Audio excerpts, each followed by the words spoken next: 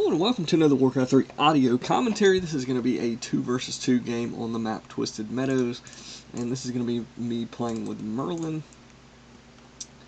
And our opponents are going to be doing elf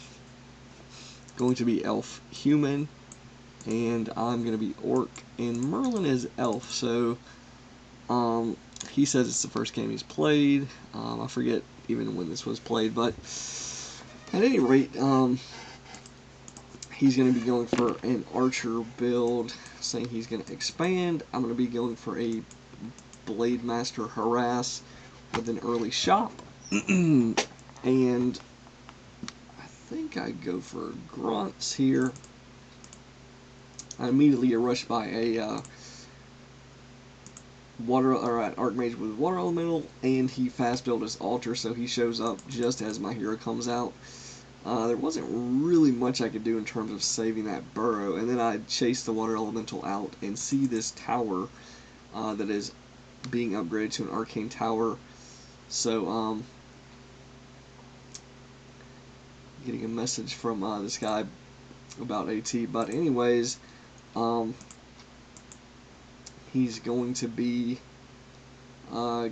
harassing me with his ally now with Keeper of the Grove Entangle, and Merlin says he's on his way. He just finished up his green camp. He's got a Demon Hunter, 3 archers. He's got an Ancient of Wonders going up early. I'm not exactly sure. I guess really that gives him access to Moonstones, Clarity Potions, and Dust to Appearance early. Though typically I don't get the shop that early as elf. But at any rate, he is going to be mana burning the Keeper, and I'm going to be focusing the Archmage. He ends up town portaling at level 1. He's got about 80 mana left. I don't really think that was a good idea. He, of course, probably doesn't want to give us experience, but I don't think it would have put me anywhere near level 2, as I haven't killed anything yet. Teal has crept a green camp, but I don't think splitting the experience between us both would really... He'd be close to level 2, I guess, but in terms of immediate impact, not a huge deal. Now, the Demon Hunter is actually very efficient against these heroes, and it's... These guys, I guess they're a ranged team. They both have, like, all caps names. I don't know if they're actually a ranged team, but they're doing a strategy that seems like it's supposed to be coordinated. So... it makes me think they're an arranged team. But at any rate, we are doing fairly well against this. That early shop is going to allow me to use healing salves, which is a very quick and efficient way for 100 gold to get a lot of your hit points back. The way they have to do that is to either use Moonwells or Scrolls of Regeneration, but the human doesn't actually have a shop, so really it's all on Moonwells. And the Scroll of Regeneration doesn't really give you hit points back that quickly compared to Healing Salve. It can give a lot of units hit points back, but it's just at a slower rate, so it's a little bit different how that works. And they don't really have that many units at the moment to really get the full benefit out of a regen scroll. Now notice the Demon Hunter, like I said, he's still, even after killing that foeman alone, he still doesn't have level 2. The elf is going for huntresses. I'm going to wake these creeps. Nice. The huntress bounce ends up aggroing them. Teal needs to be careful not to get hit with a boulder or not to attack these creeps. It looks like he doesn't, so that's good news. He shadow mails that archer. He's doing a pretty good job of micro, I'd say. And so yeah, we've got the old Demon Hunter Blade Master combination. As I was pointing out, and I've got a war mill and I've a second barracks. I'm starting to produce headhunters, which have been upgraded. At some point, they got a patch that I think gave them an extra 100 range. I think they used to be 450 range. Now they're 550. And it gave them a little bit more hit points, so they're up to 375. That is actually a really big deal, and it took me a while of playing to really see just how big of a deal. And I think it's one of the reasons why huntresses now are nowhere near as good as they used to be, especially when people are getting headhunters, is because now they outrange Huntresses by a fair bit. Huntresses are only 225, so basically Headhunters have double the range of a Huntress. And they do piercing damage, which puts them sort of more in the range of like Fiend's stats. I think Fiends have about the 550 range, if I remember correctly, or something like that. So, but they don't cost nearly as much as Fiends, is the big difference. They're 2 food, Headhunters, 2 food, 100, and I think they changed them to 140 gold to sort of balance it out, but that's still a far cry away from the Fiend cost, which is 215 gold. I think also the lumber cost is only 20 for the Headhunters. So if you build 2 Headhunters, it does put it at like 40 lumber, but it only puts it at 280 gold. So, 3 Headhunters versus 2 Fiends. 2 Fiends is going to be 430 gold. 3 Headhunters is going to be 420. So actually 3 Headhunters is cheaper in terms of gold. And I'm trying to remember the lumber cost. I think the lumber cost of a Fiend is, I can't remember if it's 40 or 30.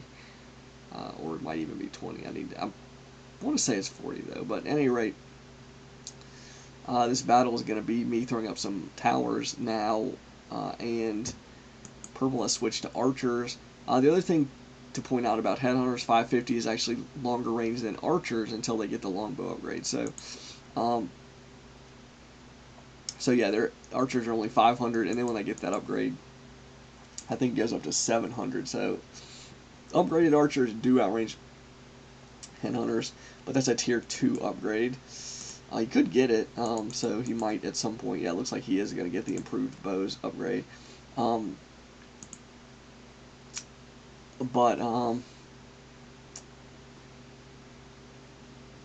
yeah, until then, the Headhunters are better. So, and the cost is pretty similar between archers and Headhunters. The way it works out is it seems like you just cannot, to me, now you really just can't go hunts against Headhunters. I don't think it really works out against a halfway competent player. Because, like I said, hunts are unarmored, so, and having half the range makes them, they start taking damage in battles typically before the Headhunters. Now, maybe if you shadow melted them, and you could wait until the Headhunters are gonna, like, you set up a creep jack or something, then maybe the range isn't going to be that big of a problem. But the fact that they got extra hit points is also still a big problem. And then any time that you have to run out of the battle or into the battle, it is a problem. So outside of like some really lucky, oh man, that was terrible, the last hit. I think I had a town portal, but I just didn't want to. Maybe I'm not sure. But yeah, these towers are up, and they really just don't have any units. There's not a way for them to heal quickly. This Archmage, he doesn't have a town portal. He's level 2 now, but that actually works against them, because if we kill the Archmage, which is almost a guarantee. Oh, he did. He got a Paladin out, but he was just a little bit too slow there, I think. Let's see, blue. Yeah, of course he had Holy Light, but he didn't quite save it. But he can cast Holy Light on the Keeper and stuff. But like I said, losing that Archmage was a pretty big deal. Now the Demon Hunter's level 3, so he's really going to be dropping some crazy mana burns, hopefully. Or alternatively, if he had Immolation right here, that would actually be pretty powerful, I think. But I can understand not wanting to dump a point into Immolation. They really need to buff Immolation's range. Like, it just, I don't know. I mean, the Demon Hunter's already strong enough. It's not that he needs Immolation to have a dead skill. It's not really a big deal for him, but in terms of like trying to balance, if you wanted to actually use Immolation instead of mana burn, like, you would never really, honestly, in like 99, well, probably 90% of the situations, you would prefer to have mana burn. I guess if there's like ghouls rounds and stuff, Immolation could be better, or creeping on certain maps. Immolation can be efficient enough to make that work out, but in battles, it's just such a big deal to give up either evasion or mana burn. So it's hard to really justify that now. And you compare it to other AoE spells, and it's just ridiculous. Like, the way it works, having to pay mana to activate it and then deactivate it and activate it again. Maybe if there wasn't a mana cost to actually activate it, that would help. The area coverage is still ridiculously small, though. Like, you really have to be, like I said, in just melee range, essentially, which, again, against anything but like ghouls and footmen, in militia, it's really just kind of ridiculous. Like things like Torrent and stuff, it's not going to really bother them, and you're not going to hit that many units anyway, probably. So, like, it really only comes into play against those certain kinds of melee units. But yeah, that game was pretty interesting. Their tower rush was, they sort of gave it away. Like if they waited for that Keeper of the Grove, and not like fast building the altar. I don't remember if I was orc. I want to say I was orc elf, but like before I chose my race, I can't remember though. But if you go back in the replay, you can like look at it, I guess, or the video. But yeah, the fact that it was like one tower and they didn't really have. I don't even remember if the Keeper was. Yeah, the Keeper wasn't seemingly around when I discovered the tower. It was only one tower, one Moonwell. If you're gonna commit to something like that, the timing really is important. And probably if he's gonna fast build anything, again that kind of thing can do okay damage against a human player with sloppy micro. Or it's much harder because they can just put peons in the burrows. At least with human, they can't really hide except for maybe in the gold mine. Um, so yeah, it's a little bit easier to hurt human that way, and they don't have they can call to arms, but you can generally run away from the militia. So, even if they're not getting hit with damage, if they're in militia form or whatever, you're doing some kind of damage to their economy. I guess you could say the same thing about putting peons in burrows, but the fact that the burrow damage is range, whereas militia actually have to get in range to hurt you, it is a pretty big deal, especially if like a Keeper of the Grove comes up. You can entangle militia and stuff like that. Um, so yeah, the timing, I think if they're going to fast build anything in that scenario, and he went water elementals. I guess he was able to cancel a burrow, so that wasn't a total loss, but I don't think the cost really quite made up for it there. And when I'm talking about harassing human doing that, I typically mean going Blizzard instead of water elemental. I think that has the higher potential to do damage. You can like zone out the workers from their gold mine for a bit, which is a pretty powerful weapon temporarily. If you don't get kills, it's gonna hurt you because Blizzard is a little bit more of a sort of clumsy spell to use in smaller battles against decent players. If you're against bad players, they're maybe not gonna militia perfectly or well to dodge the blizzards, but anyways, so I would have, in terms of looking at their strategy, I would probably recommend, and it's probably race dependent, but probably just if you're gonna fast build anything, fast build the barracks, because you come out with like 4 footmen, a Keeper of the Grove, and an Archmage, you're probably looking at a lot more dangerous of a rush because you can possibly get hero surrounds with Entangle and that many footmen. Alternatively, also maybe even going for a Mountain King. I like Stormbolt and Entangle. That seems like a solid combination. Obviously, you're going to miss out on Brilliance Aura if you level to 2. And the Mountain King is not a ranged hero, so in terms of like kiting stuff and hit and run, the Mountain King is also not quite as fast as the Archmage. He's not as slow as he used to be. There was a patch that buffed the movement speed of most of the slower heroes, including the Mountain King. So yeah, between the stun, the entangle, and the decent move speed of the Mountain King now, and the fast move speed of the Keeper of the Grove now, along with Footman, you can pose a really dangerous attack, even if you don't get surrounds. Stunning units and entangling them is relatively easy to kill stuff. So, especially outside of tower range. So you can really control the enemies. And then once you get map control, you can do a whole lot of stuff in terms of creeping and whatnot. So now, like I said, you're not going to have Brilliance Aura, which isn't great news for if you're going for a Keeper. Brilliance Aura is very good with the Keeper skill set, Entangle and Trance. Both those heroes are ranged, Keeper and Archmage, so they can pressure, towers, even if they're like behind farms and stuff. Typically, assuming they're like upgrading. If there's like an Arcane Tower finished, you don't really want to try to poke that, as it were, with those heroes, because it has like I think it has a 900, no, 800 range, I think. So I'm pretty sure you can't attack that tower without being in range of it. So, but yeah, the rush really failed, and they were never able to like recover from that, because they don't, they don't have quite the easy answer to healing, like healing salves and clarity potions. Moonwells is sort of an easy answer, but they do get drained quickly when you have only a few, especially if you're using mana. They get drained really quick, whereas if you spend 100 gold, you can get 12, to say 1200 hit points of healing is a little bit of, that's the maximum amount. You're probably not going to get that much, but it's probably not unusual to get like 900, or but maybe 600 to 900 is definitely not an unusual, or it's not impossible. I don't know about the usual amount of healing. Yeah, probably 600 is a decent, getting 200 healing out of a heal salve is not really all that difficult, generally, if used correctly. So yeah, that's a lot of healing for a very cheap amount. That's basically 33 gold per charge. If any race could buy healing salves at their shop, I'm sure they would do it just as much as Orc does. So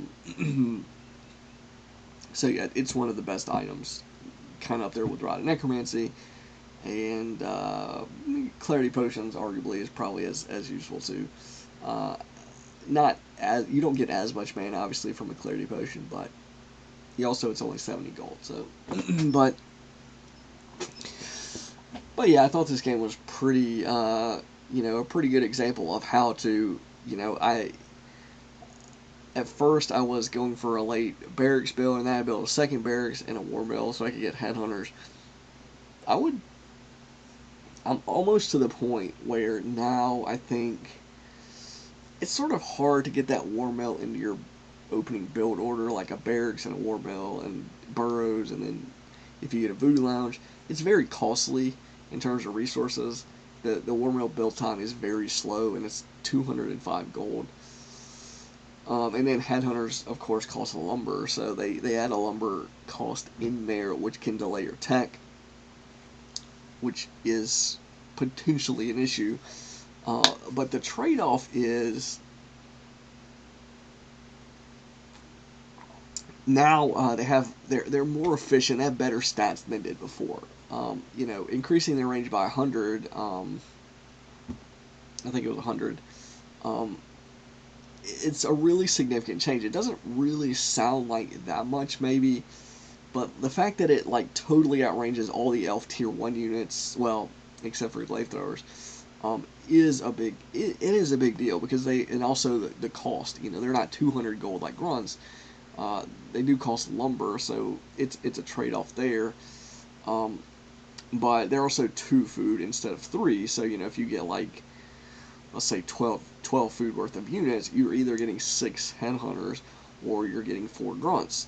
Which would you rather have, 6 headhunters or 4 grunts? The DPS probably works out that the headhunters certainly have more, and they have their DPS at range, which makes focusing sometimes a bit easier. If you just attack move with the units, it probably works out fine for the grunts. But the fact is, against really strong players, they're going to be kiting. They're going to be things like entangle. If a headhunter is entangled, I don't actually know if it can still attack. So I guess that's not really.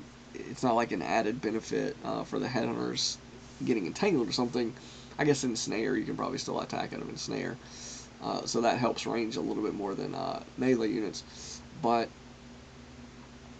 yeah, the other thing is with creeping.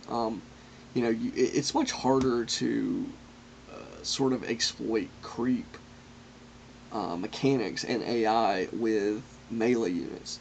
If you're hitting them with melee units, then all the creeps that are melee or range can basically hit the grunt. The range where you can like sit the headhunters and or your hero if it's ranged, like a Farseer for example, is much different than if you're doing like a Blade Master grunts or Torrent Chieftain grunts or whatever. which allows you to dodge a lot of damage. Now it is a little bit weird. It's gonna probably be weird on the timing, so you're gonna possibly be sacrificing a little bit of time to dodge some of that damage, which sometimes is probably not the biggest deal, because healing salves are so efficient, possibly, but it is a thing, that I do think orcs can probably exploit. They probably do exploit the sort of creep mechanics much more with headhunters than they did before.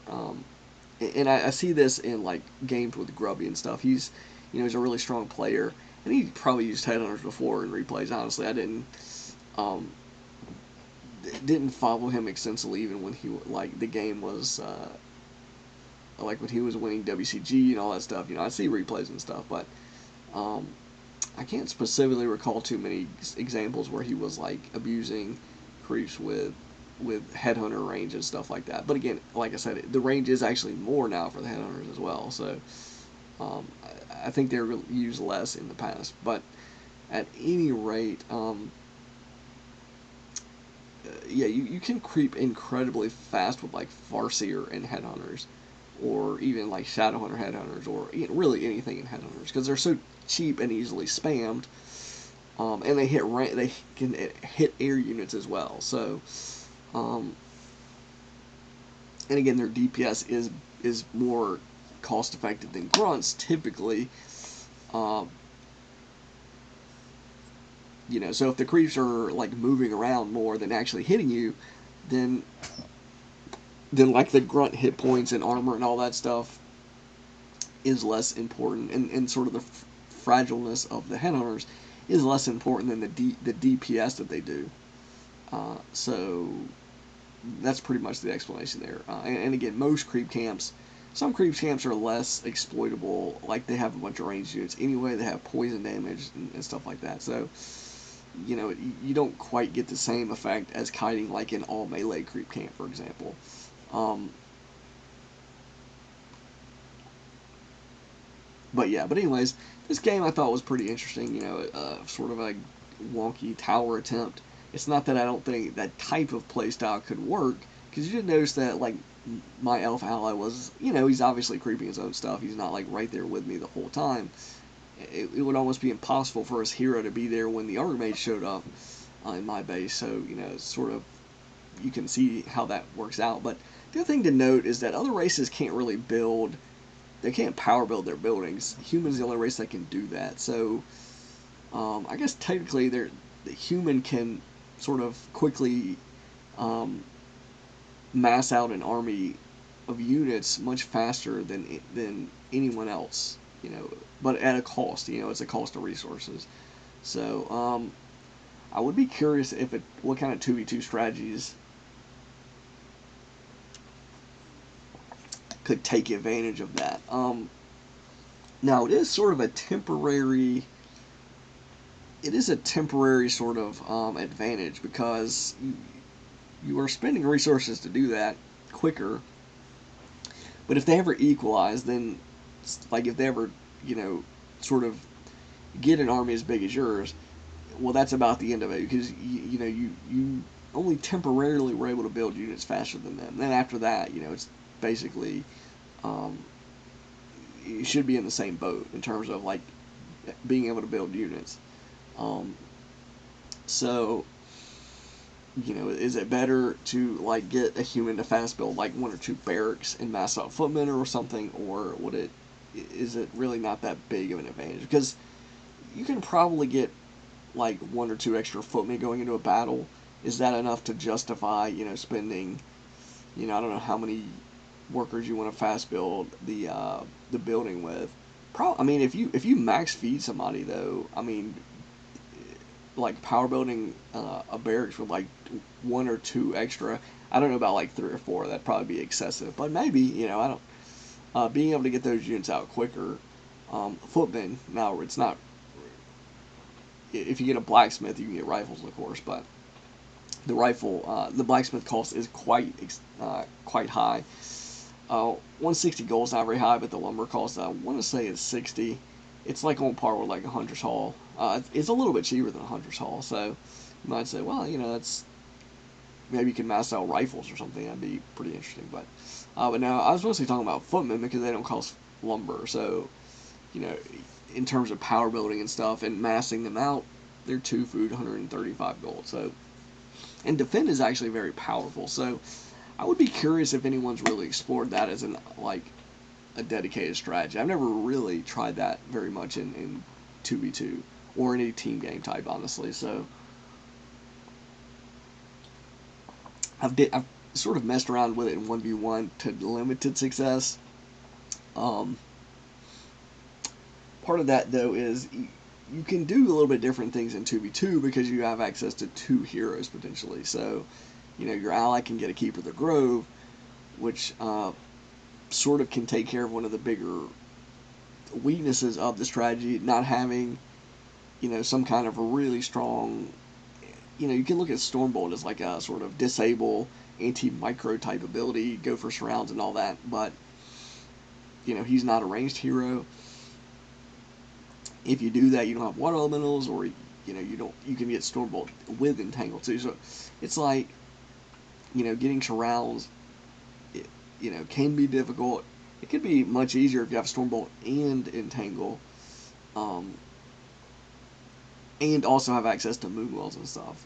So there's some things that Elf brings to the table. Wisps, like mass summon units can be, I don't know if it's necessarily a problem for a human, but like the Crypt Lord has become much stronger than it used to be. The beetles, the way they work, you get 2 beetles per casting. The speed and the hit points, I think, have been buffed through a couple of these patches. So, the Crypt Lord is much more viable than he used to be. Dealing with that as a human is a little bit tricky. I've seen some players sort of complain that it's nearly impossible to sort of deal with undead in solo. I don't know if I would go that far, but I certainly can imagine it being much more difficult than it was before, because these beetles are much more, cost effective than they used to be. And the Crypt Lord, I think, does more DPS with his base attack and is maybe a little bit more tanky than the Demon Hunter. So, now he doesn't have the aura, so you're going to be moving around a little bit slower. And obviously, losing access to Coil is a bit of a blow, but, between Impale and the Beetles, he does offer some really strong options. Impale also got buffed a bit. They sort of fixed the AI where you could actually, or the mechanics where you can actually hit stuff with regular attacks as they're getting impaled and during, being popped up in the air. So that was actually sort of a subtle, pretty big downside to going something like Fiends and Impale, or even, Ghouls and Impale or whatever. It's like, you stun them, but they're up in the air, and it like messes with the focus. If there's a volley of attack going to them, before it didn't hit them when they were in the air. Now it does, so supposedly. So that's seemingly great. They buffed the damage significantly as well. So yeah, good things for the Crypt Lord. He's definitely viable, I would say, now in a lot of circumstances. Team game especially. Maybe he's not. Maybe it's still like the Death Knight is still holding the crown in terms of solo. I don't know. I sort of like the Crypt Lord a lot. But he does, there are counters to the summon spells, of course, and they're sort of counters to Impale that don't. It's almost impossible you can never really totally counter Death Coil, because at worst case scenario, even if you have the Death Knight and Undead versus Undead, you're using it as a heal spell, which again, it's as a heal spell, it works fine. The aura, is decent. It's pretty good, stuff like that. So, but anyways, that's going to be the end of this audio. Hopefully you found it entertaining and informative. The stats we can look through. It's pretty one-sided. You can see all the unit kills we got, the very few that they got. They did get one hero kill, and that was me.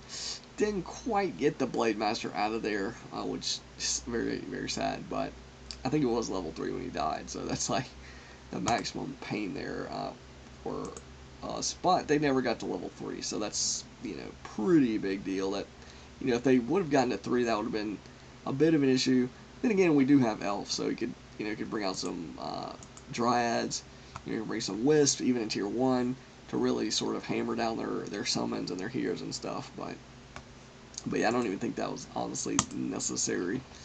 The game was so sort of lopsided. Units produced, like I said, they lost a lot of units. We didn't lose that many. So we, basically got up to bigger armies. 37 food was pretty close to like where we were, but 22 was not. So yeah. Yeah, that's pretty much the end of it though. So this is gonna be ScryMind signing out.